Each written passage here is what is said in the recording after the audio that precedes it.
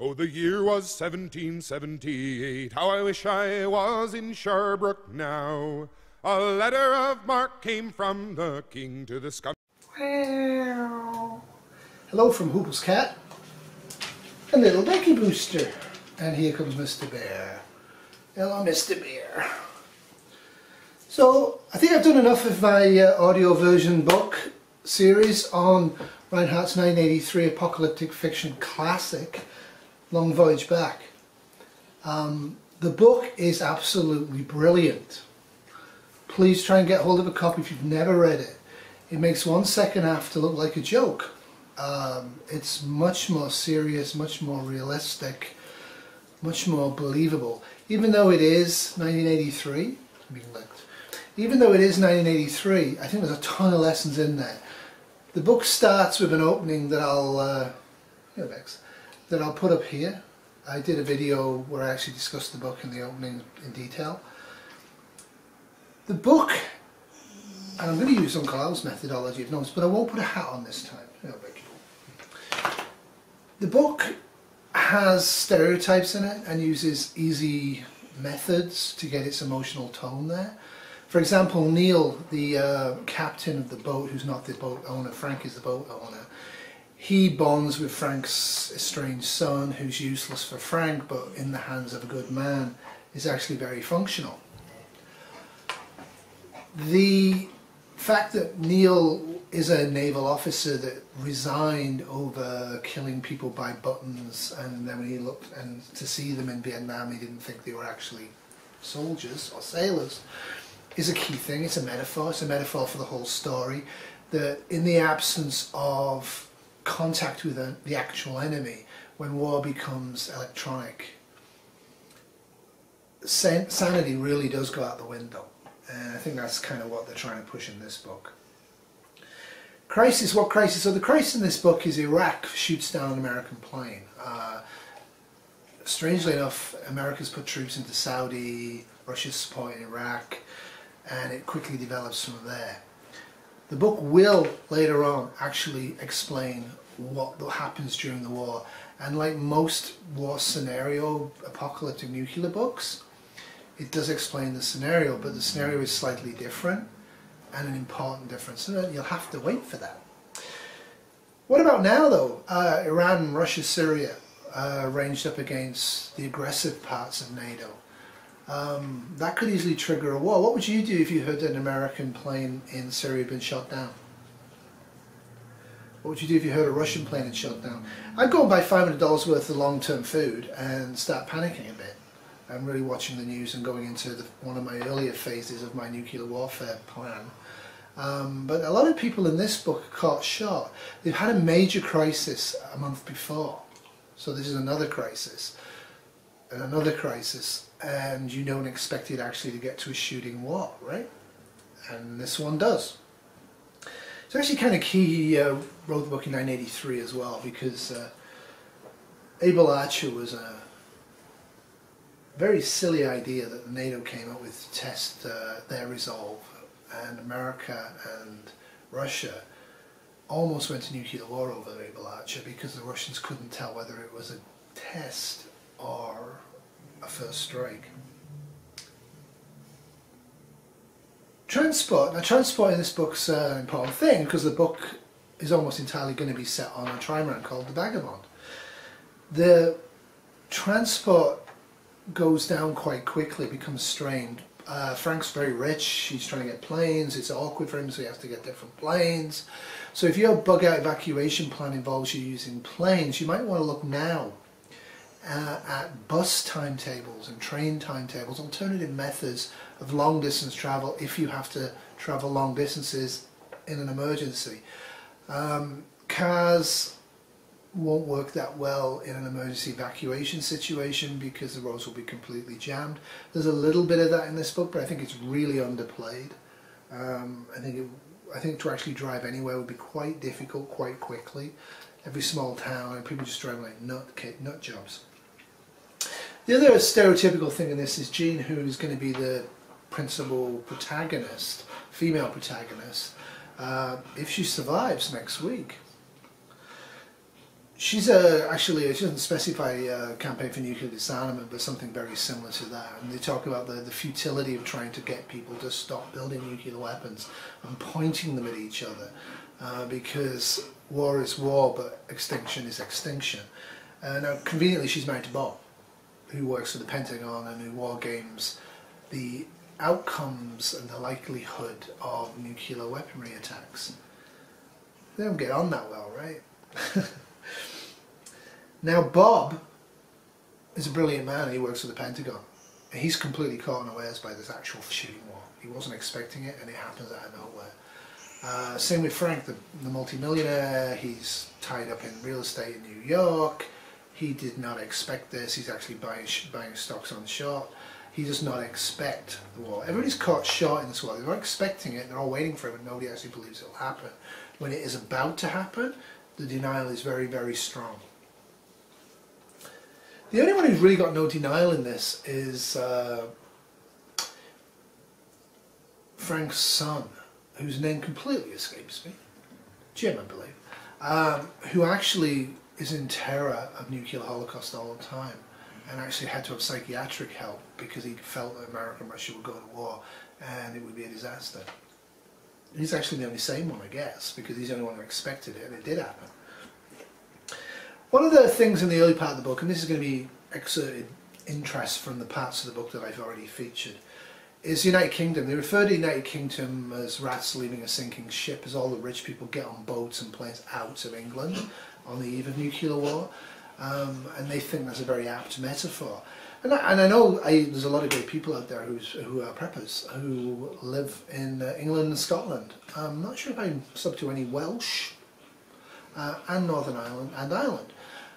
What actually would be the chances of you surviving, however well you've prepped, in the United Kingdom, in England specifically, in an all-out nuclear war? I came to the conclusion before I left England in 1989 that there was no chance of survival. You might survive a period of time, but to survive and live for years, so I came to the conclusion there was no chance. It wouldn't take more than 10 to 15 nukes on London and other towns, and then throw in the Air Force bases and nuclear power stations. England's not that big, and there's not that great ability to grow food there, apart from in the south, which would be pounded. What do you guys think about that? Now, the other thing the book sort of describes is a little bit of panic buying in the run-up to this, and I do think you would see a little bit of panic buying. I would panic buy extra stocks if I felt this was about to break out, but I would do it carefully, and if there was any risk either of OPSEC for being figured out that I'm storing food, or indeed of violence in the stores, I wouldn't bother. You really need to have the supplies that you need for this type of emergency in place before it happens. Anything you get afterwards is a bonus. And one of the interesting things is they really don't have much food stocks or water stocks on the Vagabond, because it's finished its journey. An ocean voyage that's come up the east coast of America to actually pick up the owner, Frank, because he wants to take a family out, Bob and Jean and their kids, out to sea. And again, Frank's also sexually attracted to Jean. Usual emotional stuff's going to go on, but it's interesting how that plays out as well. And it's interesting how what Jean does to control the men in the situation, but that's later on in the book. The EMP hits pretty much straight away and doesn't take out the cars. Now, it is 1983, and I think that's a reasonable scenario. But I think a lot of people have done that. What would you do if? What would you do if there was no power? What would you do if there was a run-up to a nuclear war and things were looking bad and there was no power? The truth is, there's not a lot you can do. Now, a lot of people spend a lot of time and effort figuring out CD radios and all the rest of the stuff. That's okay. They may or may not survive.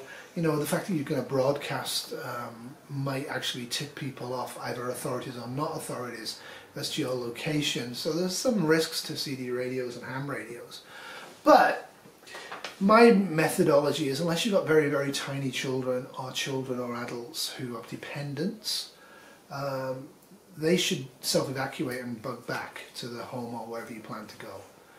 There's absolutely no reason at all why children as young as 8 or young as 9 cannot understand that if X and Y happens, no matter what the teachers say, go to the washroom very early on, taking your bag, and come straight home, right?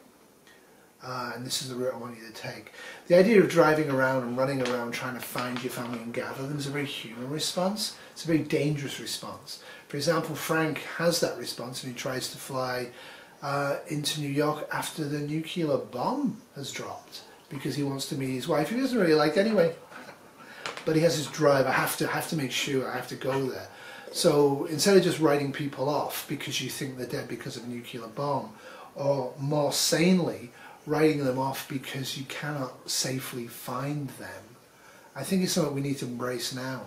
A lot of people have families scattered around the world these days. It's not uncommon. You probably never will hear or see from them again if a full-on nuclear war happens. And that's something you want to make sure of. For example, a lot of people travel on business. So you might travel on business, or your wife or your partner might travel on business.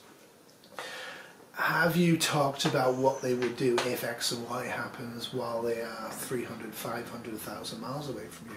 I mean, let's face it, if you're stuck on Hawaii, you're probably going to starve to death unless you live there and you have a lot of luck. In our minds, we get a boat. In our minds, we sail back. In our minds, we survive. In our minds, we find help. In reality, we won't. When you look at refugee crisis, the only reason refugees don't die is because other people who have not been obliterated take pity on them, and as governments or as aid agencies or as human beings actually help them out. In a nuclear war, there'll be nobody helping you out. Initially, you might see some charity, some acts of kindness. I don't think you'll see much of that. I don't think you'll see it for very long in a full nuclear war. So don't count on that. Count what you have, what you can do. Radiation here is a threat, and that's coming soon. And it's a serious threat. And it's actually a threat that will evolve over time. Evacuation away from radiation, evacuation to safety via the boats is the theme of the book. Where would you go, say you're on a boat, where would you go in a full-on nuclear war to be safe? I'm not going to give too much away here, but what they do is they go on a long ocean voyage journey and actually go to Puerto Rico. And sorry, Louis, it's not the best place for them to go. They also will encounter martial law. They will also encounter a version of FEMA camps. They will also encounter armed gangs. They will also encounter pirates. They will also encounter a cult. All of these things are coming up in the book. So stick with my somewhat dull audio version and enjoy it.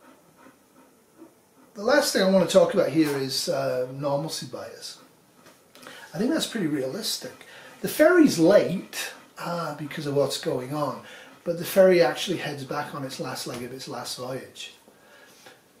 People without hope, people with no idea what to do, faced with a catastrophe of enormous and imminent danger, will do what Jean did in the car.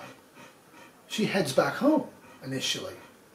She's in shock, and she turns around and heads back towards the nuclear fireball because that's where her home is, and she can't comprehend what to do. It takes her a while to figure out, no, I have kids, doing this is insane, and then goes back again. The ferry as well, like, I mean, all of these people, they burn the gasoline, they eat the food. At one point in the book, Skippy, the little kid, is actually fed by his sister because she finds half a banana in a trash can. So in the time of plenty, which we're in now, as we transition into the time of almost nothing in a nuclear apocalypse, in that transition zone, people will just waste stuff unthinkingly.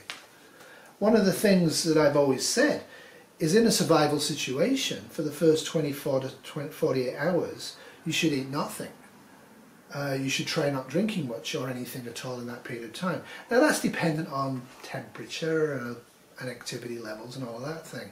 But I think that's a good modality, is to give up the idea of 3 squares a day and snacks, to give up the concept that you can maintain normalcy bias by feeding the dogs twice a day. Sorry, Mr. Beer, you may have trouble with a nuclear bomb.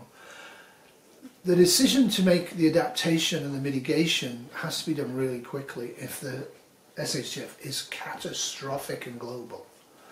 Make no mistake about that. I don't think a lot of preppers are going to be able to actually transition into a survival situation post-apocalyptic that would allow them to live for 5 to 10 years, I think a lot of them would be dead within 5 to 6 weeks, even if they survived the initial issue, because they don't have the survival instinct to actually embrace the fact that they're now in an entirely different world, entirely different social structure, entirely different economics, entirely different survival methodology.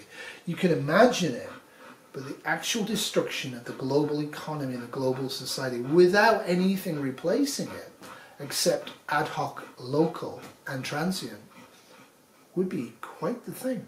Anyway, for those handful of brave folks who are sticking out for the series, I'm going to keep doing it. This is going to be uploaded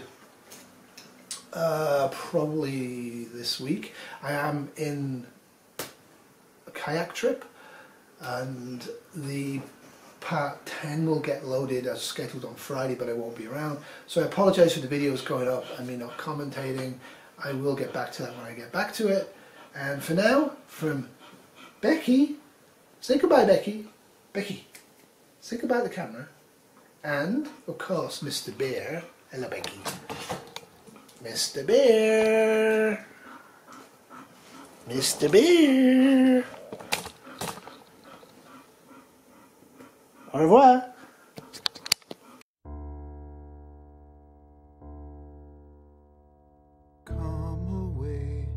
Come away, death.